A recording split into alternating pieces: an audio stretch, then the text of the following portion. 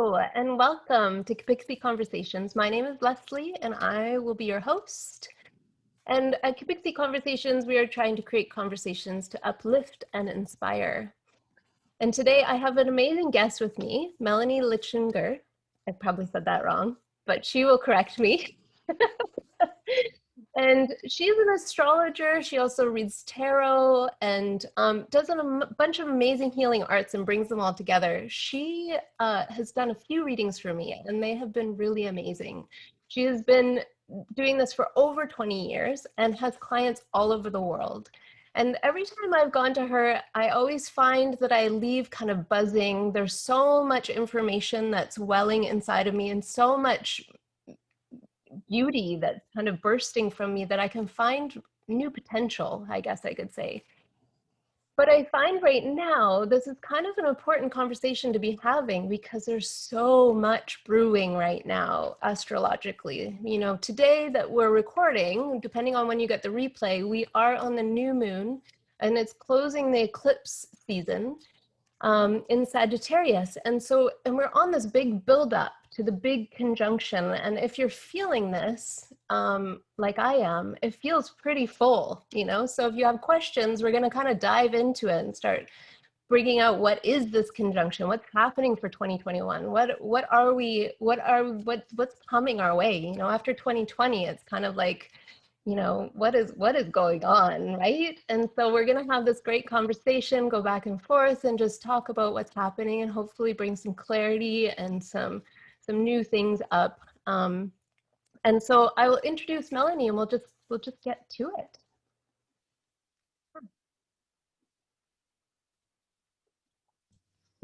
Hi, Leslie. Wonderful to be here. Thanks so much for inviting me to this conversation. And would you like me to introduce myself more, or where's it at? Hi, everybody out there. Leslie's community, and mine probably too when we put that out on video, right? Yeah, sure. I would love if you want to speak some more about yourself and your history and who you are and how you work also. It'd be really great to hear that and get a better view of that. Right. Okay, cool. Yeah, I'd like to keep this short because we really want to dive into what's up. A few words about my background and my history, basically. I come from Germany, as you probably might guess from my name, and I immigrated to Canada in the year 2000, which is a really important year for what we're talking about later, right? So in the year 2000, I came to Canada originally through a relationship in 1997, which brought me here. But I came back because I really loved it here and I felt my new life is starting here. And I made a few changes. Yes, the location, my place on planet Earth, but also my work, because I was a lawyer in Germany. And I followed my heart and my passion and what seemed to be just a hobby, because it seems like, yeah, this is what people do for fun, but there's so much depth and so much wisdom and so much natural law in astrology. So I reinvented myself, also became self-employed for the first time in my life. So there was lots of shifts in the year 2000 for me, and astrology also helped me, supported me in making that move, right? So because I could really see this is a wild time, this very Uranian transit. So some people might think I'm totally crazy. What am I doing? Other people say, I'm liberating myself here, right? So I could go with that, and that really helped me, of course. So I've been doing this work here in Victoria and out of Victoria, of course, also online, and sessions for people who speak English or German around the world for 20 years now. And that's how we also met, Leslie and I. So this much for me, and maybe more about this year, or what else would you like to know? Yeah. Yeah, also how I work, right? So worked. Yeah, exactly. So what at the very beginning of my work already, I had experiences with other astrologers before, or in the astrological communities that I flirted with, joined, but didn't fully join, because I saw there's a lot of old school predictive approach to it, right? So it's basically the reading. I don't even like that terminology of reading. So you're reading me, you're reading me like an open book or something, right? So this is not my job, because it's like really you are your cosmic self, right? So we are exploring this together. And I'd like to support you in maybe, seeing something that you can't see because you have a blind spot, you're living it, but I'd like to support my clients really bring out their full potential, right, to realize it. So that's what I also said in one of my mottos, which I always have many, but realizing mean you actually become aware of it, but you also manifest it, right? So the two words in that regard. So your potential is in you. It's like your cosmic code. It's your core seed potential that you have. And often through society, this has been sort of, in the background or repressed, or we don't give ourselves permission. So astrology really helps you. It's a mirror. It's a map. And it's beautiful to explore, to strengthen, to empower. So basically, I'm not empowering you, you just find your power within, right? And to liberate something. So yeah, so this is it for now. There's probably more to it that you want to talk about. Okay. Awesome. And also, as Leslie already said, I love fusions, right? I love fusions. Just astrology is fantastic in itself, but it blends really well, which I found out early on in astrology, with tarot, especially with the deck that I might also want to show you 3 specific cards of that deck, if that can blend into our conversation. That's the Voyager Tarot deck. And because it has wonderful parallels with astrology, it's really wonderful to also see imagery that that mirrors, that reflects, that combines wonderfully with astrology. And then I'm always interested in other blends and synergies, like astrology and chakras, astrology, embodied astrology, also experiencing astrology as you step into the energy of the planets. This is a fabulous thing, can be done outdoors nowadays this year, and in space, right? So you actually have an embodied experience of these planetary archetypes and other things. So I think that's it for now. It's good.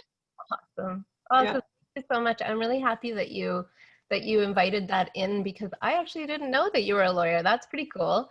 And then, just to hear Yeah, all right. the different pieces that you bring in, and I have always loved how you bring the tarot in and the visual aspects that come along with it. It really creates a fullness, another dimension to how you're working, and how it's like you're telling the story, right? And you're helping to tell the story and to lace through the pieces that we already know as we're coming to you, as these cosmic beings, but you're just lacing the story and creating more clarity and more vision, and that's the beauty of it, I find.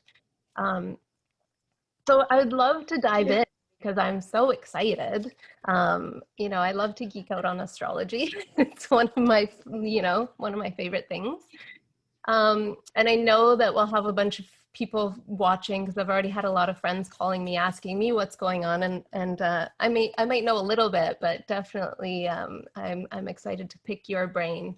Um, and so one of the things that I've been hearing about, and so maybe let's just jump right into the Great Conjunction, because I feel like everything's kind of building up to that. But it's been interesting. What I've been hearing is that we have been, like, the Great Conjunction happens every 20 years, but this year is particularly special for multiple reasons. But one of those really cool reasons is that it's a new 200-year cycle and a new element, that we've been in earth signs for 200 years, and now we're moving into air. And so I'm really excited to find out. And I mean, Aquarian also, which is big and community and, you know, expansive, and also, you know, can be a little bit on the, you know, I don't know, weird, do I want to say, because of Uranus? But you know, it's got this different flavor that's coming through, and I'm really excited to find out from your perspective, you know, what are we to expect? What is this big shift that's happening? So there's so much to it.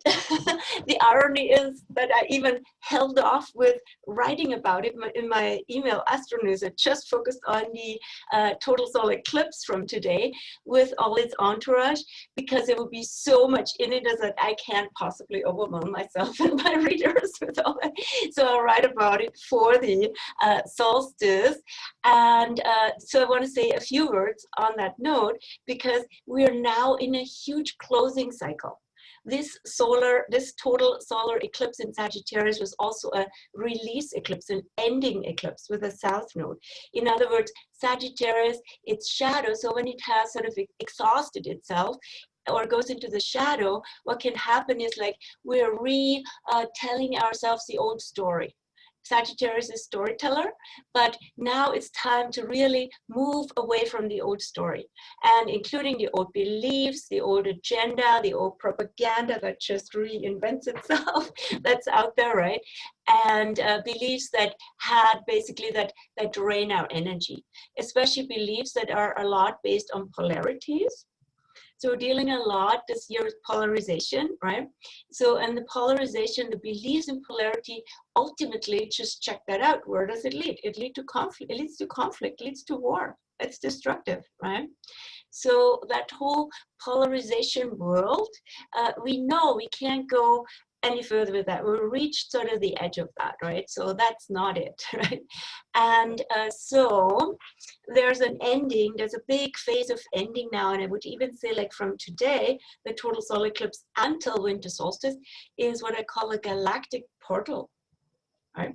Because this is also the total solar eclipse is when you project end of Sagittarius, actually exactly 26 to 28 degrees, which we're getting to typically December 17th to 19th. Are the dates of the year when the sun is in what's called the galactic center, the center of the Milky Way galaxy, if we project Sagittarius, end of Sagittarius further. And what's going on there, it's a black hole. It's like the birthplace of everything. It's the womb of creation. So this is also a big release, a big washing out of that, but also a coming, a new birth of a new way of being is really coming in. Right? So we're not just talking about what's in the political, societal realm, like the old normal, new normal. No. We're not talking about normal. We're talking about Aquarius, right? We're going beyond the norms and beyond the old laws and structures and institutions, which is very Capricorn also. So this year has been such a Capricornian transition year also, with 3 planets in Capricorn. Comes before Aquarius, right? So also, where does it all come from? We had Jupiter, Pluto, and Saturn, which also ended basically 3 historical cycles. So we ended a big Saturn-Pluto cycle the whole year, and it started in January. Saturn-Pluto has to do with structures, and Pluto with their essence, the core, the soul of the structure. Right? So when we looked at the governmental structures in the world, like what's really the essence? I mean, it shows up in so many ways in different shapes and forms, but we need to really, in the meantime, really figure out what it's all about. So especially from the Capricornian perspective, a lot about hierarchies. Capricorn is the mountain. It's very solid. It's also very 3D, 4D, right? Very dense, right? And so that and it tries to justify itself, re-establish itself by giving orders, norms, restrictions, laws, all of that, right? It's very regulating and it's very controlling in that sense. So we're dealing with power and control, really, right? So we need to disengage from that to even get to Aquarius, right? So it's sort of, there's a sequence, even though Aquarius per se does not have prerequisites. Capricorn has prerequisites and sort of tests and all that, right? But we want to really outgrow that, right? That's also what Jupiter says. Jupiter is a planet of growth, expansion. Jupiter also goes into Aquarius, and Saturn goes into Aquarius on the 16th and on the 19th in the next few days. Jupiter is new to Aquarius. This year hasn't been in 12 years, and says like, okay, there's so much potential in this Aquarian world. Saturn says, you got to do it, right? This is like the two together also have to do with, you know, is creation actually, because Jupiter is a vision, is the dream, the fantasy, the ideal, and the believing in it, right? And the motivation, the inspiration. Saturn is the actual manifestation, right? So that wants to come together now. A seed wants to be planted. And what is that about? It's literally on the very first degree of Aquarius. They come together on the very first degree, and they do come on winter solstice. And we'll say a few things also about the numbers, because again, the fusion, right? So I have a few ideas. That's something that just popped in intuitively last week around what's going on with these numbers. So I'll get back in a second. But they basically close a 20-year cycle, which is of course also very relevant for me personally, because 20 years ago I immigrated to Canada. And that old cycle started, that cycle in 2000 started in Taurus. The new cycle starts in Aquarius. So Taurus, Jupiter and Saturn together, their cycle is a 20-year cycle. It's more about a socio-political, economic, cultural cycle. And we've seen a lot of Taurian phenomena in the last 20 years. So Taurus has to do with Mother Earth. Super important Mother Earth, but in the meantime also the human like economic dimension of it. Consumer capitalism, huge. Real estate, up, boom, and crisis and all of that, money. So there's a lot to all of that, but in the meantime Mother Earth is really calling, and also people are coming back to the land, to the earth, the gardening and all that, right? So this is what's really kicking in. And now we're moving into the Aquarian realm, because Taurus also, in contrast to Aquarius, Taurus is more about owning, right? Taurus is about like, this is mine, and this is like my garden, my thing, right? Versus Aquarius is about sharing, right? So this is a huge shift already, right? Mm-hmm. So sharing, that's also where the community comes in. And we're also, when you said, my community, my friends already asking me what's going on here with the alignment. So this is very Aquarian itself. If we're having the conversation, because you get information from me and from others. And so I help to contribute and distribute. Contribution, distribution is very Aquarian, right? So it's not mine, I'm sitting on it, I'm never sharing it with you because, you know, but actually it needs to go out into the world. This is very Aquarius, right? Because there's ripple effects. The Aquarius zigzag line is actually an energy wave, or also it's ripple effects. It's waveforms that really reach everybody, and it's synergies, it's connections between people. And we need to come together now in our community. So this year has been already really big about finding the community. It were tests basically about friends and communities, right? Who have been your friends and community? Maybe a reorientation. So who are your people for the future, right? This is very Aquarius. whom you're on the same wavelength, the same, you know, the spirit. There's not conflict, there's not all kind of, you can be really open, in other words, right? It's open, uncensored, and you get each other. And it has nothing to do with having the same profession or age or whatever, right? It's like human, right? Rather than a certain category, right? So there's a lot of freedom in it, and there's also experimentation in it. Aquarius ruled by Uranus, as you said, right? So it's experimental. It's not like, it doesn't go by plan, right? It's more like intuitive. It's more like jazz or jamming, right? Rather than playing by the script. So that's what we're hopefully also doing here. And I just had a few ideas about all that. But yeah, so we could go to the cards and numbers, or what comes up for you? I really would like a dialogue, not just basically input from my end. Yeah, I thank you for that. That's it. It just brings so much clarity. And then thinking about that kind of, you know, polarization that happened this year, and then the interesting part about that, when you're saying like the new kind of community, and what I saw quite a bit was that our communities, which I'm talking about many communities and global, you know, I think a lot of people were kind of surprised by their community's reactions and things, and then it started to kind of break apart and become kind of polarized. And there was a lot of, you know, that place where people were like, you know, kind of leaving relationships. And it's interesting that where we're coming into is this place of, you know, maybe finding new community and new, you know, but being more discerning perhaps of that sort of thing. Yes. So I find that really interesting. And then one part I wonder if you could speak to, because I wonder what the significance of this is. I was reading that Jupiter and Saturn coming together in this conjunction haven't been this close since 1623. And I thought that was pretty amazing. And then just thinking about how Saturn and Jupiter, like they're kind of a weird mix, because they're, you know, Right. you know, they seem so opposite. You know, it's like they like Right. being limitless and Saturn being structured. And then, but then when you think about it, it's like somebody was saying, you know, it's kind of like Jupiter's the gas and Saturn's the brake. And, you know, you think that doesn't work, but that's how we drive. You know, we need to have those things to drive properly.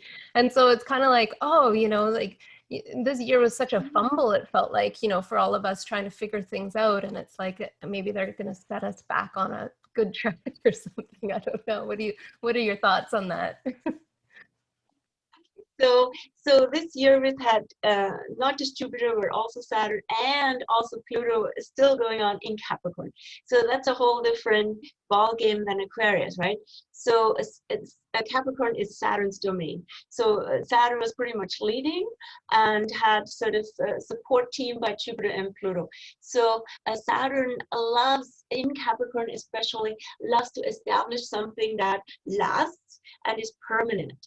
Right? It's like ideally, so this is just neutrally put, is this something that is like a masterpiece, right? So beautiful sculpture that is timeless, masterpiece, and also saying this is like that, you know, weathers time and history, and is like also ancient, right? So ancient teachings, ancient cultures have this quality, right? This is basically a time transcending almost, right? Or always admirable. But Saturn can also become very too solid, too what's the word again? Like too old in some sense, right? Set in its ways. It's like this is the right thing to do, and this is basically by authority tells you so, right? So it's righteousness in that and all that, right? So it's also hierarchy and dominance, right? So in that sense, it's the break. It's also, it's a matrix, it's a container, but it can be very limiting, right? Very literally suffocating. It's like a straitjacket. It's like, okay, here I am, very safe, very secure, but I'm not moving anywhere because This is where I stay. And Saturn, typically, it's also parental energy that has the notion to protect you, but sometimes it pretends to protect you, or it overprotects you, which has also happened through Jupiter, right? Jupiter makes everything bigger. Whatever it touches, right? It's like gaseous, so it's everywhere.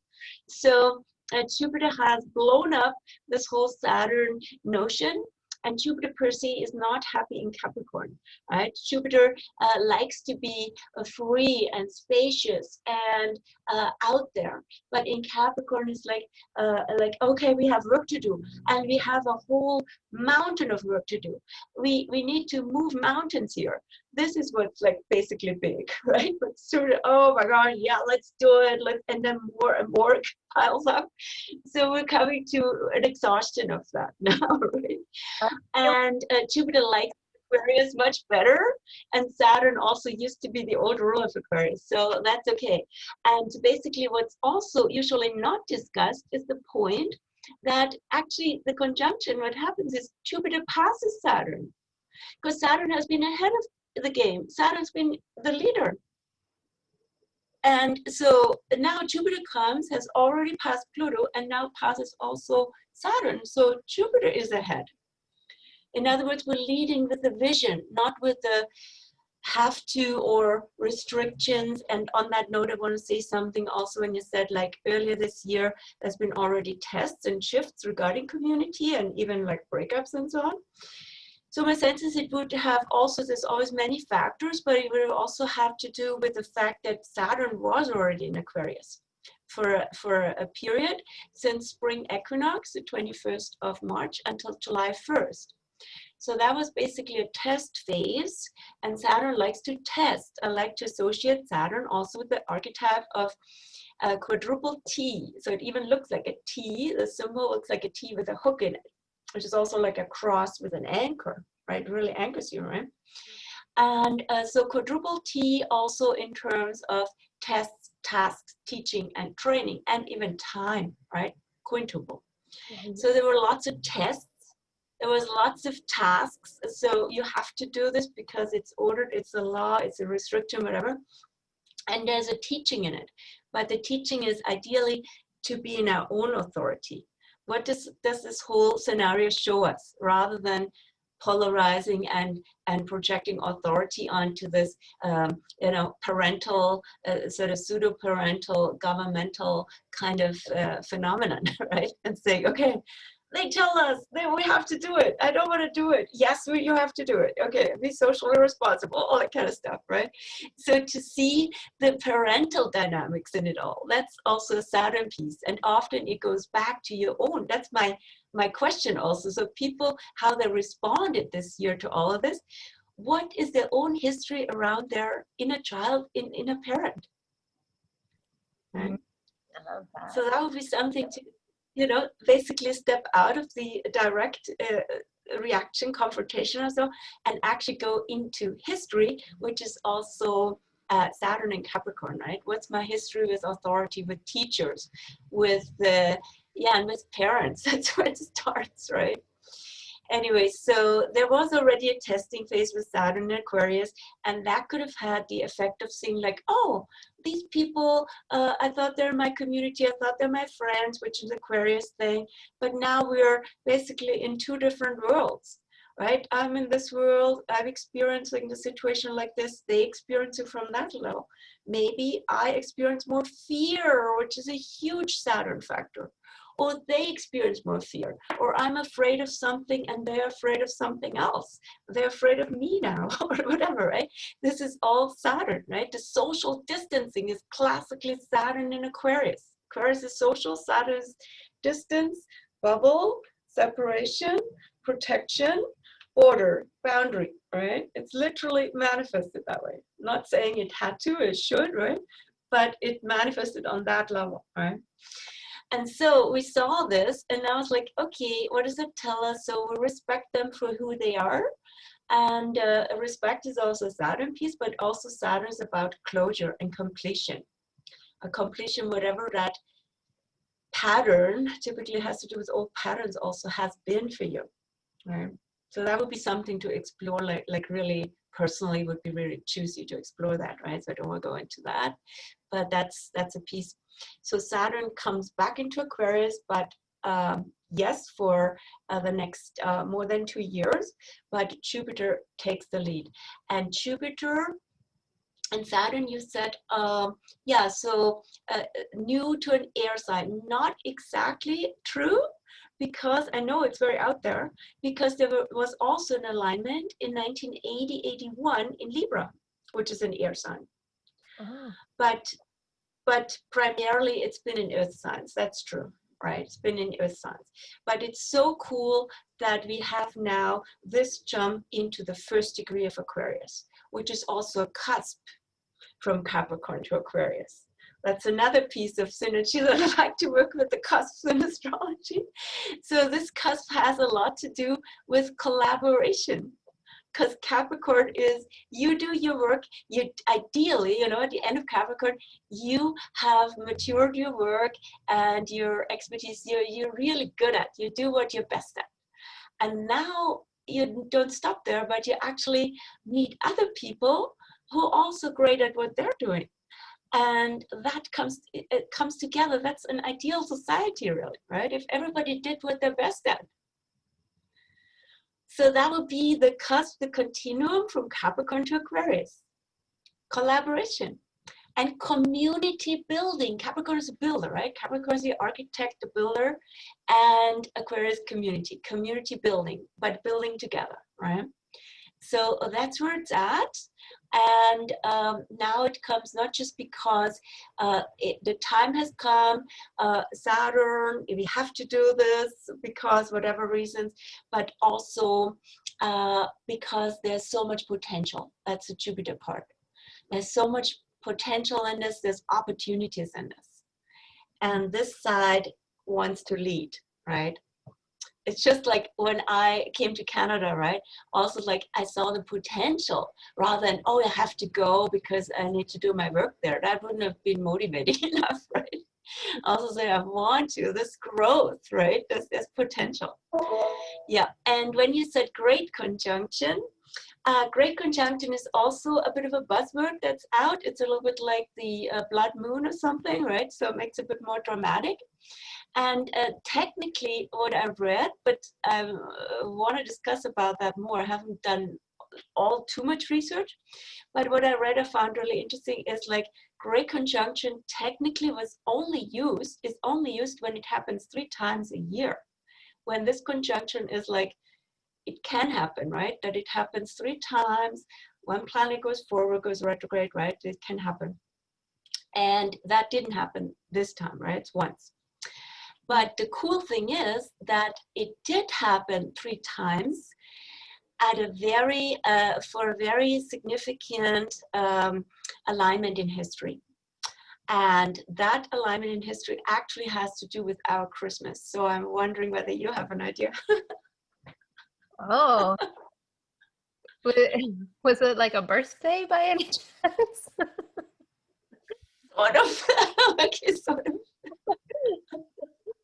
I'm not sure, but I find it very Okay. find out that these, you know, these things that kind of are flying through the interwebs are, you know, like they're not quite the astrologically correct terminology, and so that, yeah, I like to get the clarity of that. That feels really good, and not only that, but Jupiter's taking the lead. Every step we want to understand, we want to see the why, we want to see also other ways of seeing this, right? Jupiter has many perspectives. Saturn says this is the law, this is what's true, this is right? So that's also the cool thing with Aquarius, we can discuss all these, right? There's nothing is written in stone, but what I read I found really cool as a contribution, Aquarius, in terms of apparently the year 6 before Christ was an alignment of Jupiter and Saturn, and it was a triple alignment in that year. Oh. And it was in Pisces. And it was what we know in Christianity as the Star of Bethlehem. Okay. Interesting. They appeared like one star. They appeared like one, and this is what we're having now too. That's what astronomers say, that they will be so close that you can't, because it can be a little bit off, right? And your ecliptic one can be above the other, but from our perspective. But apparently they're so close that they appear like one, and that's very unique, right? It's an Right. exact conjunction. I've heard it's going to be like quite a beautiful sight as long as our skies are clear that we can see it. So yeah, thanks for that reminder. But you have to, it would be after sunset, right? Because the sun is in Capricorn. This is in, so on winter solstice, first degree, and Aquarius, it's just, don't wait too long after sunset. So you have to research, like, because otherwise it's setting. You don't see them. Right. Sun comes close. That's awesome. That's So interesting. that's really good. So people are asking me on that note, like we were like so much discussion around the age of Pisces and the age of Aquarius, right? So since you said, right? Mhm. So lots of people ask me, okay, is this a signal? Is this the age of Aquarius? So again, it's not a timeline. It's not a date. We don't have a date for that. Because Aquarius is beyond our time consciousness, right? It's fluid anyway, because there's the whole constellation of Pisces Aquarius, they overlap, right? So, but these are indicators, these are signs, right? These are signals, and it's an organic process, right? So there's definitely a strong signal around that, with that Jupiter-Saturn alignment right on that day when the sacred day of winter solstice, when the light returns, right?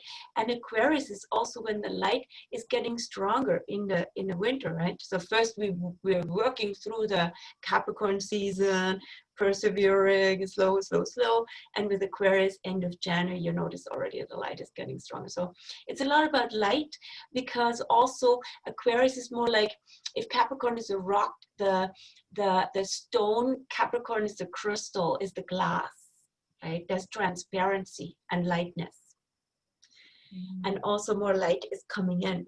So it's definitely available, and it's available for Jupiter. It's a gift. Jupiter is a gift, right? Saturn says, but you have to do something with it, right? If you don't use the gift, right?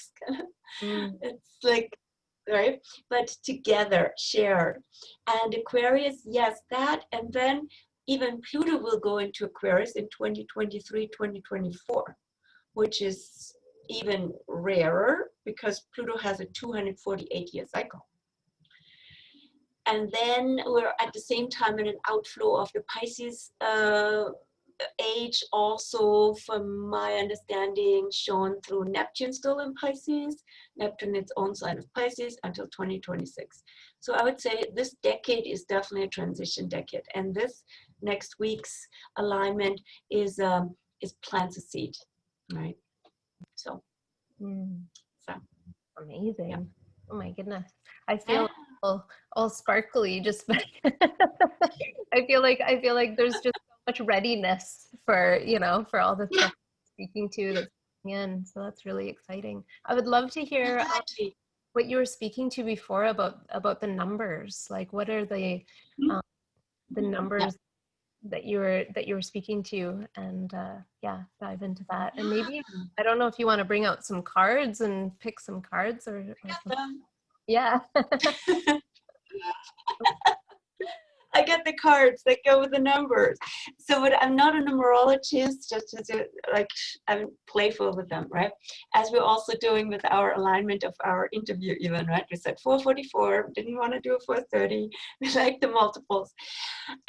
So what I noticed was, yeah, all the zeros, the ones and the twos this year. It's like, it keeps happening.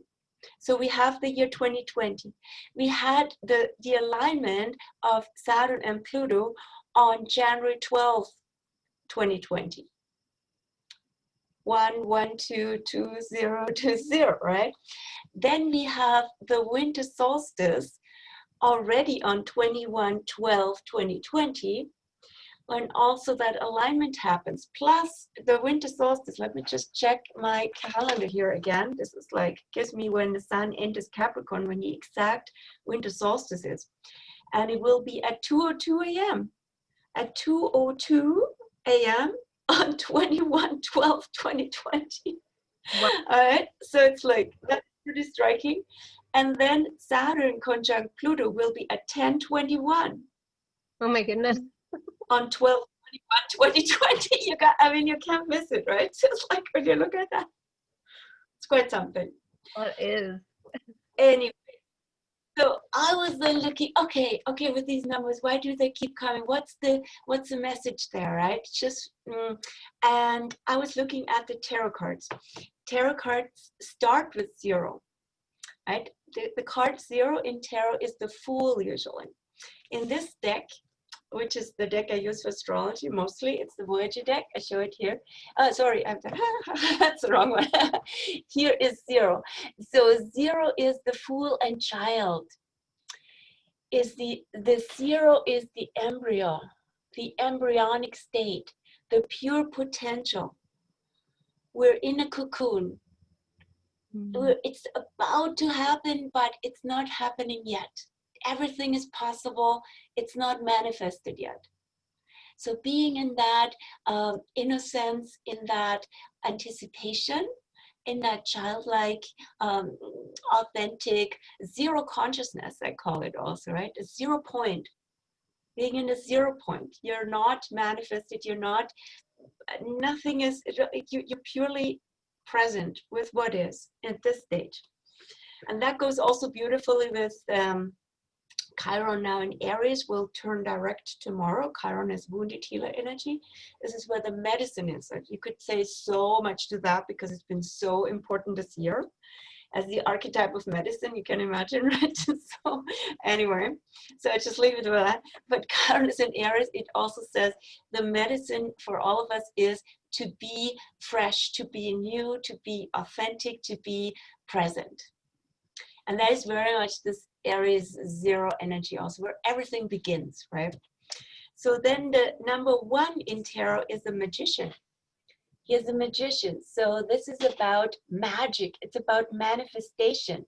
In this deck, there's different elements, typically in the Magician deck.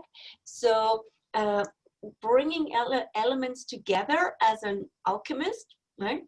And alchemizing them into a new creation. It's a creative energy. It's a magical creative energy. So this is about what is your potential? How do you live your potential? How do you also, how are you the change? Magic is transformation. How are you the change that this world now, the universe wants to express? Let's call it that, rather than you should be, you want to be, you need to be. The universe wants to express it. Why? Come join, right? That's also astrology. That's the energy of alignment, right? And so magic, and stepping into magic, stepping into power. Mag literally means power also. And the power is within, of course, right? It's tapping into your core, into your essence, and from there, living magically and being creative and creation. So that's the 1, right? And also being in oneness, being in unity consciousness. The 2 can look like, oh, duality. Now we're going to duality. What's with that? Yes, we dealt a lot with that this year. We've been dealing. But also here's the solution. That's what I always love about these tools, that they might address what's up, but they also bring the medicine. Like, it's like homeopathy, like heals like. So what does number 2 have to say about duality, right? So number 2 in astrology is, in tarot is the Priestess. The Priestess is the sacred feminine. She links heaven and earth. That's sort of the duality, right? She is in alignment with her cosmic assignment, basically, right? And she expresses heaven on earth. She is self-aware. She is in her temple. Life is sacred. My life, my body, my home, it's sacred. It's sacred space. It's a temple, and I'm of service. right? As a service to the divine, to the universe, to humans, and I'm self-aware. So the awareness also kicks in with Virgo also. So Virgo is a bit associated with the priestess. So it's like the priestess looks at the world outside and the outer manifestation also as a mirror of the self. That's also duality, right? She doesn't project, she's conscious, right? She's conscious like, okay, why am I having all these things going on my radar? What does it have to do with me? And how can I do spiritual practice also? So everything is spiritual practice that brings you back into alignment, right? So these are the three cards, and of course they show up in many ways, even just like being aware of these three components because they're very essential would be probably a good reference also. What do you think? Oh, I love that. And then, you know, thinking of 2021 also with all of that Yes. mystery wrapped up in there, it's really Yeah, so the zero turns into a one, so there's more magician energy. right. Can Yeah, look into that. super awesome. I just have I have one last question for you as we wrap up, and I'm wondering what is something that you know, we can know about the coming year of 2020 just to navigate in a little bit more easefully, you know, because I think everybody had a pretty challenging year this year. And so moving into next year, what are the kind of the themes that we should listen to and the patterns that we should look for, or maybe the questions we need to ask ourselves? Yeah, cool. So yeah, so that heaviness of Capricorn definitely lifts. That's for sure. This was the heaviest year in my history, as long as I know it with astrology, with such an intense alignment. So, but now the question is like with Aquarius, which is, as I said, kicking in very strongly, right? Aquarius has also a spectrum of experience. Let me just start a little bit from the lower vibration and from the shadow, right? Just to be aware of that and hopefully to lift that up and to heal it. So the shadow of Aquarius can be alienation, isolation, too much technology. Aquarius rules also crystals, right? And rules technology and innovation. So that whole world can take over, right? Everybody in their little bubble, perfectly isolated and perfectly self-sufficient, but away from community, from friends, from real social life, right? So that we already seen a lot of that this year, right? With Saturn in Aquarius early on. So that's why it's also so important to be in community with real humans, which is Aquarius. Aquarius is the humanistic sign. But I've seen a whole spectrum of Aquarians and have one in my family. That it doesn't necessarily mean that you're good at that, right? That you actually have lots of friends and community and all that. It's a theme. It's strongly needed. And this is basically where we need to come together. That's why I also said it's the alignment, a motto for it can be like a new era for our humanity. And saying our humanity also, right? Because it's really us. So to have that consciousness of we're in this together, let's create, right? Let's not be sort of, you know, having, okay, polarizing people or being socially awkward and so on. So we really need to practice our social skills, actually, not sort of, you know, hiding from them, not being afraid of people, but actually being out there and being connected with those people where they really feel like we are also building for the future. We're creating something here. We're envisioning, and we're experimenting.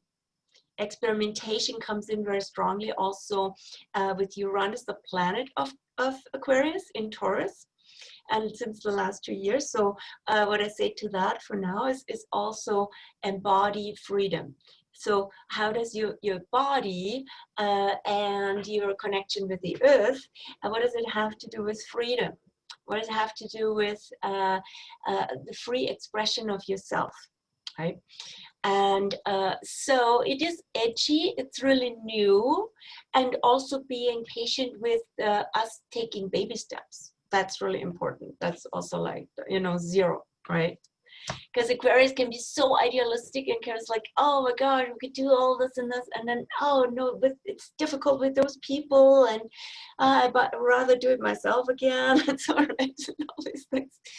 So the point would be to identify the Aquarian side in you, and to be, you know, to really being in a sharing openness, and to also be in your own freedom at the same time, right? So it's groups of people that come together freely, not because you're of the same whatever status or color or whatever, you know, profession, whatever, right? So it's because you really share your humanity. Mm-hmm. And so we also want to build a new and go really out beyond that old, as I say, the old empire, the Capricornian thing. Not always just rebelling and bumping up against, right? Because then you actually give it a lot of energy, and you're just being in the shadow of Aquarius in some sense, being the rebel, right? Mm-hmm. But basically really envisioning the new. Because the old, as I said, the old empire expires. That's the Capricorn thing. So what comes beyond, right? What comes beyond? And so coming together in groups and doing brainstorming, sharing, envisioning. Yeah, because, and also it's about choices, because early Aquarius has a Libra undertone. So it has to do choices around people who are really your peers, your partners, and also even a choice of state of being, right? How can you be in a freer state of being? How, or are you catching yourself being in a density, being in sort of in the old, in the constricted, right? Or can you actually going into a different dimensionality even, right? Can you feel like you're fluid, free, flowing?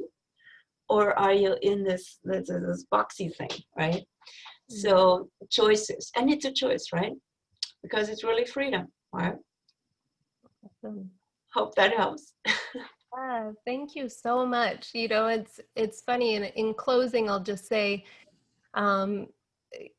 just because you and I were talking before we started as well, and the funny part about this is that, you know, neither one of us, I mean, you have done some on video sort of astrology updates, but haven't really been doing so much of it. I haven't been doing anything like this, and so we're both kind of experimenting, stepping out of our boxes, right? Technology, trying to build community, trying so I just was hilarious through your share there, and so in closing, also the interesting part about that is kind of our tagline for Kapixi is coming together and bringing community together. So it's kind of beautiful. You just, you know, tied it all up in a beautiful bow. And so I just want to thank you so much for sharing all of that. And I know that so much of what you shared will be really, really inspiring to people, and a lot of people that really need to hear these words right now. And so I really thank you for being you, doing the work that you do, and sharing with me tonight. So thank you. Awesome. I want to say a few more words in terms of sharing and inspiration. That's great. Love it. And I would like to say also, on the note of Gemini, which is strong this year and next year too, let's also go into dialogue. Because yes, here's my inspirational input, but yeah, it's even richer, just like with us. And it's really, let's start a discussion and a dialogue. That's Gemini, right? Asking questions, going into all this. And the other thing I want to say, since you said Kapixi, awesome, the tagline.